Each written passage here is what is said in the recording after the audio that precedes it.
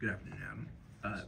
Fentrell's hustle on that play, making play at the end zone, having the awareness to get on the ball, just, I feel like that's a culture item for you guys. Can you speak on it? Yeah, I mean, it was obviously an impressive play. We really don't want that opportunity to present itself, but to see just who Fentrell was on that play, and obviously the hustle is what it is. The ability to just fight, to bite, scratch, get the ball out is another thing. But then to be able to establish himself back in bounds and secure the ball, it was a big momentum play in the game, and it was a play that we needed at that time, and definitely something that Fentrell showed what he's made of on that play. Justin?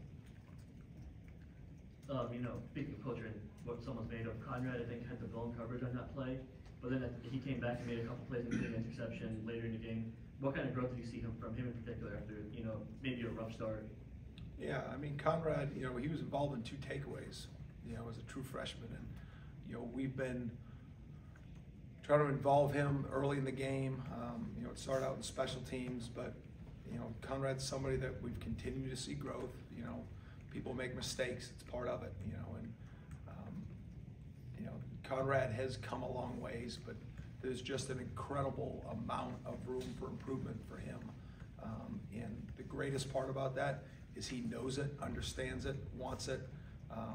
He had a really good practice Sunday night coming back, and I think we've seen a lot of development with our Sunday night practices with some of these guys in the freshman class, and he was one of them. So we're going to continue to invest in him, and I know we'll get a playmaker out of that because he's a special talent. Jordan? Coach, Pitt was 0 for 10 on 3rd down. What was the key to being so successful on the cash downs?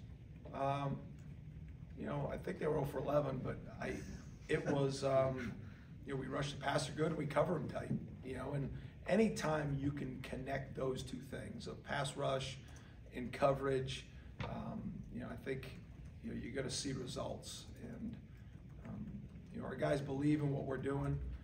They're executing at a high level on 3rd down. We're seeing those numbers get better and better week after week. But to hold a team 0 for on 3rd down through 4 quarters is, obviously something that is one of our objectives. We want to hit it, and we've been really good as of late. We got to continue to do that. The greatest thing is, we've now had the ability through 9 weeks and through camp to build a 3rd down inventory, and we've gone into it with more than we've needed for that game, which is really good in a way that you get to continue to build those things from week to week, and there's a lot of carryover.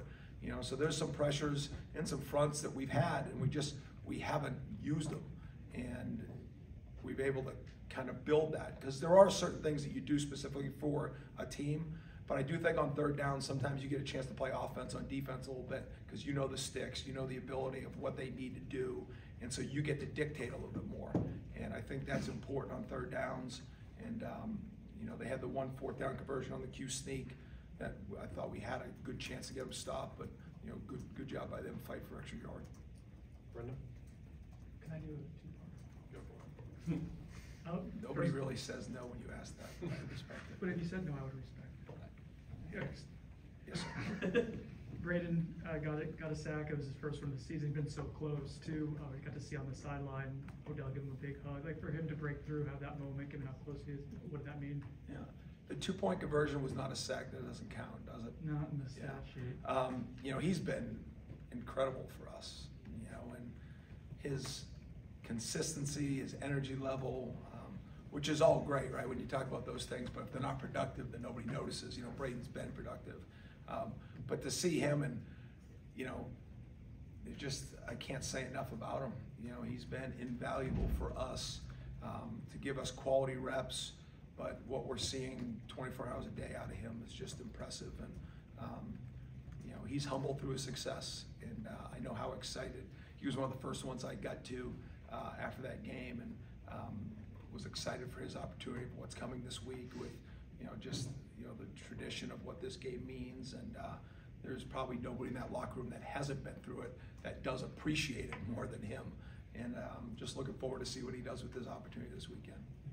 You mentioned some of his effort, and that's been consistent all season. Him, the Fentrell, hustle play, those are guys who you had to have really quick recruitments on in the portal. Like, how do you go about identifying that they might have those type of traits that will fit the culture? I think the human element, B, I think you just, we're all people, and you talk to people and you get a sense of them. And whether it's asking the right questions, whether it's listening, whether it's looking into their past and seeing how they've reacted in situations. It's not really upbringing, because we've all been dealt different hands and we've all turned out in different ways. But just, that's why I think it's important when you're recruiting people to, get in front of them as soon as possible and get in front of them in their environment. And, whether it's flying to Kalamazoo or going to Charlottesville and just spending time with them. And doesn't mean it's always going to be perfect, but, just be able to get a good sense of their character early on in the process, so then it turns into full recruitment and not evaluation. And I think that's as critical as anything when you're making personnel decisions of who to bring into your team, is who are you getting? Because the film you're going to see the skill set, but the skill set only shows up if the human element is there. And I think with both those guys, we hit home runs as far as the people in that locker room. Corey? I have a quick rules question and then a real question. If Fentrell had been ruled out of bounds when he recovered that ball, would it have still been your ball? Because it was so on the fumble, yeah, because he didn't establish himself, you're saying? but he's still recovering it out of bounds, but the ball is still in the end zone to the defense. Like, what would? Yeah, if the ball would have rolled out of bounds, it would have been our ball. Right. Right. So yes, that answers your So question. even if he's laying out of bounds. But if you see the play, Corey, he makes a good play, but they had a player sprinting down to celebrate, and then all of a sudden you saw Conrad, and it became a race. Right. Because they just didn't know where that ball was going to bounce. But that's correct. So whether we established it, but if the ball had rolled out of bounds or recovered out of bounds, it would have been a touchback. Okay, and then the real question is, do you have to talk to the defense, because your goal all the time is to limit points and to win the game. But when Keon and Johnny aren't playing, and things might, and half the receiving core isn't playing, the offense might not be at its peak like it has been. Do you have to talk to the team? Is there something said, like, guys, they might have to lean on us today? We have to go win this game for the team today. I know that's always. Yeah, it's a valid question, and I don't want to be sarcastic in a way of saying now we're really going to try to play. Right. So I think we all understand what I'm saying there. Yeah. But there is something about what is it as far as competitive excellence? When your best is needed, you need to rise up. Whether that's it's a 50-50 game and you got to go score one more time.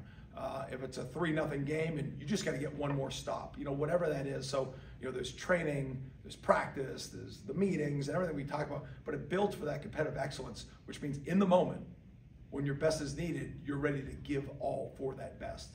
And I think those type of moments was the best way I could answer that. But it's definitely not something that we harp on. Hey, listen, our offense may be this. The best part about the game, though, and we've seen this back and forth throughout the year, whether it was the LSU game or the Pitt game, is each side of the ball, because there is a big connectivity on special teams, but like when they come off the field, when our guys, are patting them on the back saying, we've got you. And I think, because we've all seen teams where it is not that way. And so that's hard to build in real time. It's easy to build out there in practice if you go compete and then you dap each other up. But when you feel like victory is going one way or the other and you've got to make decisions as a football team, I think that's one of our strengths. Kurt? Caitlin had another sack Saturday, looks similar to the Clemson one. For a guy who, that's not his primary role, he probably doesn't have that many blitz or pass rush reps this season to be leading the team in sacks. So let's say about his value in that aspect. Yeah, what we try to do, and Odell does a great job. JP is my right-hand man when it comes to third downs. That's part of his job description as far as when we're breaking things down, and we talk weekly through it. But then Odell takes those linebackers during segments of practice on Tuesdays, Wednesdays, Thursdays, and Fridays, and works, just picks and twists and blitz games, and because I think it's important. You're going to put those guys in those situations, and Tatum had one too. Just the speed that those guys are blitzing at right now is critical for us, because anytime you bring somebody, there's one less in coverage, so you want to make sure that all works together. But Kalen's a missile. We send him you're going to see things like that. And that was a big play in the game because it really put them out of any momentum right there. And you know, there's been some well-timed big plays by Kalen in the blitz game this year. You guys obviously go against a very talented offense every day, and you've gone up against some in the season, but when you look at Miami's skill players, I guess how dangerous are they, and do they, seems like Restrepo, they find a lot of ways to get in the ball. Like, how dangerous is their skill? Yeah, I mean, I think they're up there from a talent standpoint. You know, obviously you could start at any position, but just from back to front, you know, they play a multitude of different backs. I mean, they have 4 running backs that all have carried the football, and you know, whatever it is, I'm sure there's great competition in that room. So multiple guys have started, multiple guys have carried the load, they've shared the load. Offense hasn't really changed, running styles have changed, but you know, to see that happen, that's obviously a good job by them in recruiting. They've been pretty consistent up front. They've stayed healthy, so they've really played together for the season. You know, I know Van Dyke has turned the ball over a few times, but he's as talented throwing the football. I mean, he's got such a strong arm, and he throws it effortlessly. He moves well enough to get out of trouble. There's just so many throws that he can make, and when he's on, I mean, his arm strength, his ability to stand in there and throw the football, you know, is really impressive. You know, I think he's a super talented quarterback. You know, and then wide out, you know, obviously Restrepo has a bunch of catches, and I think when you have a slot that creates space by alignment, and then you have some play designs to get him the football, and as a punt returner, I mean, he is a skilled and talented slot receiver. And so those balls, now they do a really good job in the screen game too. I think there's some touches there. And they almost have 200 yards of offense just in quick screens. And, you know, that goes to multiple people, not just number 7. And so, you know, they've got a good group of big receivers on the outside that have made some plays down the football field. And so when you tie all that together, you know, they've had some games that have turned into some shootouts. They've had games where they've had to come back, and they've shown the ability to do it. So, you know, it is a good collection of talent on offense. And we're just going to go to work, put our best plan together, and go play a great game at the Doak. Couple more, Matt. You just mentioned Van Dyke turning the ball over. He leads the ACC in interceptions. Is that kind of something the DB room sees and like gets excited about going into the week? Well, I think they get excited anytime somebody tries to throw the football, and you know, whether the stats are up there, and you know, there's obviously, I'm sure they're coaching him not to turn the ball over, you know, but there are times that, you know, as a defensive back, you can play with really good anticipation. You know, there are things that you try to watch for on film, of whether it's when you're under the route and that's where the mistakes come, whether you're over the route and that's where the mistakes come, whether it's trying to fit the ball in tight windows, whether it's the first read or the second read, whether it's because of pressure, whether it's because of 8-man drops. You know, that's our job to try to find, okay, why are they turning the ball over? Let's replicate that. And then sometimes it's just about, you know, getting a hand in the air, a tip ball, and you break on the ball and go get it. You know, we had in the Pitt game, you know, early in the game, they were in Wildcat, and Kalen Deloach came over, knocked the ball loose, and the ball's out for half a second, and maybe most people in the stands don't realize the ball was out. You know, Conrad comes, knocks the ball out, and it drops in space, and Shaheem recovers it. And so Kalen and Conrad both made really good plays. You'll never hear about Kalen's, and I'm not saying that's, you know, fans' fault or anybody's fault. It's just, it's part of the takeaway game of the habits of trying to get your hands on it. And so, you know, when you have a quarterback with a really strong arm, there comes with confidence. Some people say, great throw. Some coaches say, don't ever try that throw again. I don't know where they sit with all that, right? And, you know, you gotta, you know, just like when you're coaching a post safety, don't drive the good pick, right? That happens sometimes. And so as a coach, you're trying to say, this is the skill of my player. This is the boundaries that I know he can play in, and I know we can ride with this type of success. And then you got to go live with the circumstances. 2 more. Corey? When you're coordinating a defense to go up against a quarterback like this, like obviously he hasn't played well for long stretches this season, but you've seen the really good too. Like he can, it's almost like a street shooter in basketball where he might rain in 7 threes in a row. He can get going and carry a team. Like how do you coach a defense to be like, look, yes, he wasn't good against NC State, he wasn't good in this game, but he can light you up if you're not playing your fundamentals or if he gets hot. Yeah, he's played long enough in the league that I think our guys have respect for what he can accomplish. You know, our job is to go knock him down before he can throw it. You know, I think let's do that. You know, and let's create great pass rush. Let's, you know, have great, you know, blitz scheme to try to get in his face, and then we've got to go create some. I think we've been really good in one-on-one contested throws for the most part. You know, we haven't made all of them, you know, but I think, you know, I've got to trust that our DBs are going to go make those plays, and we have. And so, you know, we're going to go make contested plays, and that's what we have to go do Saturday. And that comes with getting pressure too, and not allowing him to feel comfortable. You know, there's not a lot of things that he probably hasn't seen, but our job is to find a few things that he hasn't. That's Coach, I mean, this will be the 6th of 9 consecutive games you guys will be playing after coming off the bye, and you kept everybody fresh up front.